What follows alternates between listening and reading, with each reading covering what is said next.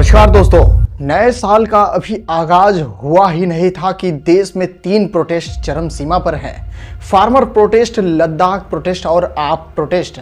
हालांकि इन प्रोटेस्ट का कोई फायदा तो नहीं हुआ क्योंकि सरकार कहती है सब चंगासी। अब जब सरकार के नजरों में सब कुछ ठीक ठाक है तो वैसे भी कोई नतीजा आने से रहा। इसलिए हम कहते हैं हिपोक्रेसी की भी सीमा होती है।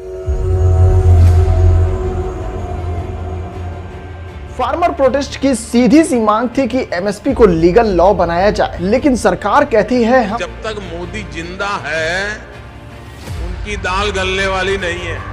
अब हमारी सरकार को इलेक्टोरल बॉन्ड से चंदा लेना रहता था तो सरकार ने इसका वैध रूप से खूब इस्तेमाल किया, कई हजार करोड़ के बॉन्ड पाए। हालांकि इलेक्टोरल बॉन्ड का फायदा सभी पार्टीज ने उठाया। अब सरकार एमएसपी को लॉ इसलिए नहीं बनाना चाहती क्योंकि एमएसपी अगर लॉ बन जाएगा तो फ्यूचर में अगर मार्केट डाउन होगा तब भी सरकार को एमएसपी पर ही फसल खरीदनी होगी, जिसके लिए सरकार तैयार नहीं है। अब इस पर जब इलेक्टोरल बॉन्ड का खूब विरोध हुआ तब कोर्ट ने माना कि गुमनाम चुनावी बॉन्ड योजना ने भारत के संविधान के अनुच्छेद 19(1)(a) के तहत एक मतदाता को दिए गए सूचना के अधिकार का उल्लंघन किया है।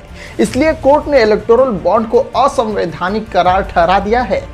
अब यहाँ कोर्ट ने सही छक्का मार दिया है, जिससे कई पार्टियों की खटिया खड़ी बिस्तरा गुल हो गए हैं। जब हम ये कह रहे थे कि हम बॉर्डर की तरफ मार्च करेंगे तो कई लोगों ने हमें भी आप देशद्रोही हैं ऐसा कहा।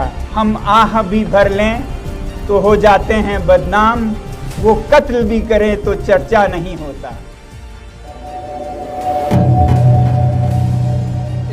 दोस्तों, बात है 6 मार्च के आसपास की, जब लद्दाख प्रोटेस्ट शुरू हुआ, लेकिन इसकी जड़ 5 अगस्त 2019 को ही केंद्र सरकार ने बुन दी थी, जब जम्मू कश्मीर से आर्टिकल 370 हटाकर पूर्ण राज्य का दर्जा खत्म कर दिया गया था। इसके बाद जम्मू कश्मीर को अलग अलग केंद्र शासित प्रदेश बनाया गया था, लद्दाख को अलग केंद्र शासित प्रदेश बनाया गया था। लेकिन इसके 2 साल के अंदर ही लेह और कारगिल के लोगों को राजनीतिक तौर पर बेदखल कर दिया गया हुआ महसूस हुआ, क्योंकि लद्दाख में लोकसभा की 1 सीट है लेकिन विधानसभा की 1 भी सीट नहीं है। यानी जितने भी केंद्र शासित प्रदेश हैं उनमें विधानसभा की 1 भी सीट नहीं पाई जाती है, जिससे ये केंद्र शासित प्रदेश अपना कोई प्रतिनिधि राज्यसभा में नहीं भेज पाते। यानी ये केंद्र शासित प्रदेश अपना सीएम तक नहीं चुन पाते, क्योंकि यहाँ पर केंद्र सरकार का दबदबा बना रहता है और केंद्र सरकार अपने हिसाब से व्यवस्थाओं का उलटफेर करती रहती है।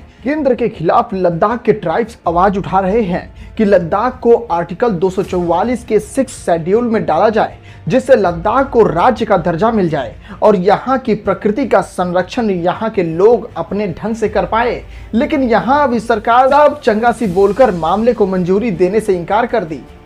लेकिन सोनम वांगचुक ने लद्दाख में 21 दिनों तक आमरण अनशन करके इस प्रोटेस्ट को एक नया रुख दिया है।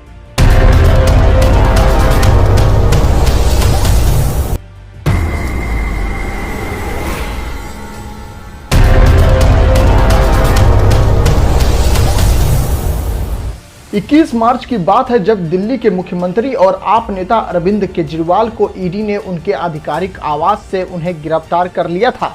आरोप था कि मुख्यमंत्री केजरीवाल ने शराब घोटाला किया है। दिल्ली की आबकारी नीति 2021-22 में शराब कारोबारियों को गलत तरीके से फायदा पहुंचाने और बदले में 100 करोड़ की रिश्वत लेने का आरोप दिल्ली की आम आदमी पार्टी सरकार पर है। शराब घोटाले से जुड़े मनी लॉन्ड्रिंग केस में केजरीवाल को गिरफ्तार किया गया है। इसी केस में केजरीवाल से पहले उनके दाएं हाथ मनीष सिसोदिया और बाएं हाथ संजय सिंह को भी गिरफ्तार किया जा चुका है। दोनों नेता लंबे समय से जेल में बंद हैं और इसी का विरोध आम आदमी पार्टी के द्वारा किया जा रहा है। पर एक बात समझ में नहीं आती कि केवल आरोप लगाए जा रहे हैं जबकि उसका कोई प्रूफ साफ तौर पर समझ में नहीं आ रहा। बस चारों ओर ईडी की गूंज बनी हुई है। अब इस पे एक डायलॉग याद आ गया कि 50-50 कोस दूर जब कोई रिश्वत लेता है तो सब कहते हैं मत ले वरना गब्बर आ जाएगा। लेकिन यहाँ गब्बर नहीं, ईडी आ जाएगा।